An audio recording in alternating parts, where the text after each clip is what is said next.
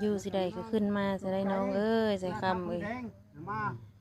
ผู้เฒ่าผู้แก่เพิ่นก็หมดความสามารถแล้วได้เบิ่งเมื่อยเพิ่นก็เจ้าขึ้นเมื่อนี่แหละเขาว่ามันโดดลงนี่โดดลงนี่โดดลงนี่แล้วโดดลงนั่นบนครึ่งพอเท่าโยพาเข้าล่ะโยแล้วลิบลงไปทางพุ่นลงไปใต้พุ่น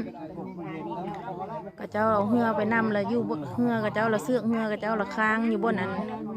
ก่อไข่เครื่องกลางน้ำมาล่ะแล้วผู้นึงนั่นล่ะเอาโคมมาการเบิ่งอัน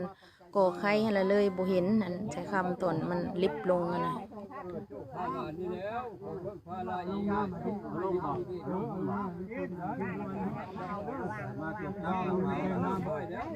นี่ผ้าวานจะได้เอาลงหันมดละเอาโยนเชิงน้ำพุ่นนะนี่ตาขยายเนาะเบิ่งทั่วใกล้เลยที่ไหนก็อยู่เบิ่งแม่มีพวก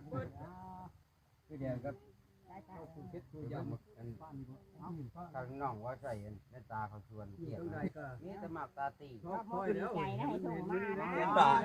อยู่สิใดก็ให้เห็นเด้อสิเป็นหรือตายก็ให้เห็นแค่ตายก็ให้เห็นคราบเห็นศพแค่ยังบ่ตายก็ให้อยู่ดีมีแห้งและให้พบให้พอบ่ว่าสิเป็นหรือตายขอให้เห็นเดี๋ยวนี้นะหายตายไปกับเฮาได้คาบได้